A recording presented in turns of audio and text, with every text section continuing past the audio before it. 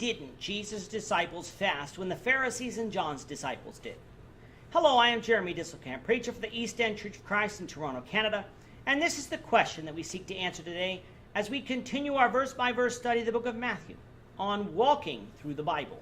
I'm not ashamed to own my Lord, nor to defend his cause. Maintain the honors of his word, the glory of his cross. If you have a Bible with you, you can turn to Matthew chapter 9. We're going to be reading from verses 14 to 17. If you don't have a Bible, don't worry. Just follow along with us on the screen. The version that we'll be reading from is the New King James Version. So, Matthew chapter 9, beginning at verse 14. Then the disciples of John came to him, saying, Why do we and the Pharisees fast often, but your disciples do not fast? And Jesus said to them, Can the friends of the bridegroom mourn as long as the bridegroom is with them? But the days will come when the bridegroom will be taken away from them, and then they will fast. No one puts a piece of unshrunk cloth on an old garment, for the patch pulls away from the garment, and the tear is made worse. Nor do they put new wine into old wineskins, or else the wineskins break, and the wine is spilled, and the wineskins are ruined. But they put new wine into new wineskins, and both are preserved. Jesus dealt with fasting in the Sermon on the Mount that we read in chapter 6. Fasting is, of course, the practice of not eating, but in a religious sense, it is not eating so that people can devote themselves to meditating on the Word of God and spiritual things, as well as prayer. The disciples of John came to Jesus with a question. Why did they fast often, and the Pharisees fast often, but Jesus' disciples not fast at all?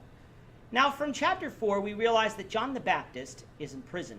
And from examining the books of Mark and Luke, it appears that this story actually occurs before chapter 5, closer to us being told that John is in prison, which would help us understand a possible reason as to why John's disciples would be fasting, which was so that they could devote themselves to praying for John. On the other hand, the Pharisees, we learn in chapter 6, fasted so they could be seen of men and get the praise of men for being religious. So you have two groups of people who are fasting for two completely different reasons. And yet you have Jesus' disciples, disciples of the master teacher himself, not fasting at all. This confused John's disciples, which is why they asked the question. Instead of Jesus simply answering their question directly, Jesus uses three illustrations that help them best understand the answer.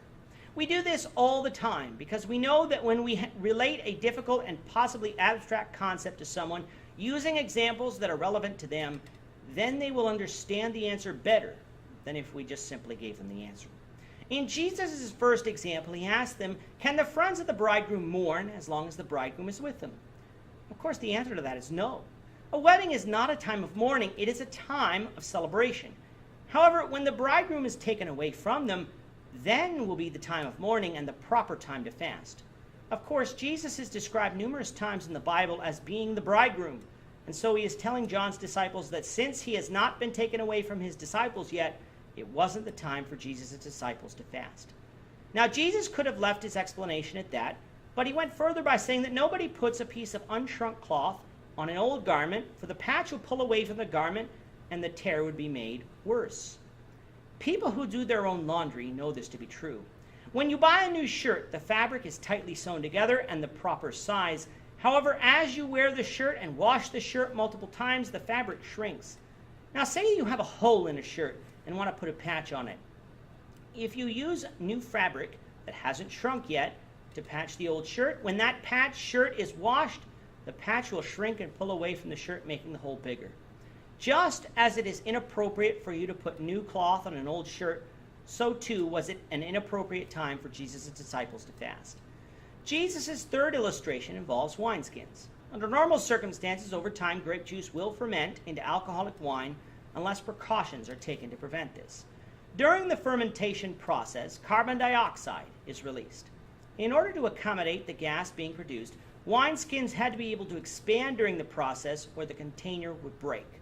New wineskins were thus made more flexible and were fairly moist so they could handle this expansion, while old wineskins would expand and then become dry, meaning that new wine would burst the skins when the juice fermented.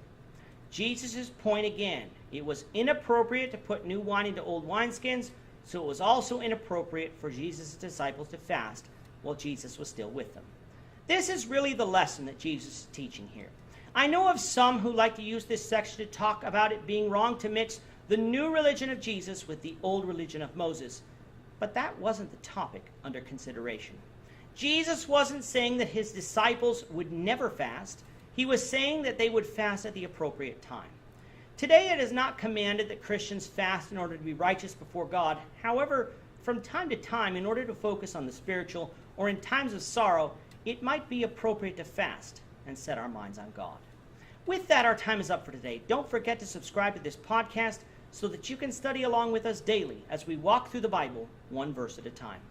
If you missed an episode, simply visit one of the many platforms listed on the bottom of the screen, and you'll be able to find what you missed. In tomorrow's episode, the Lord willing, we will be continuing our study of the book of Matthew by examining Matthew chapter 9, verses 18 to 26, where Jesus performs two miracles, raising a girl from the dead and healing a woman who merely touched his garment.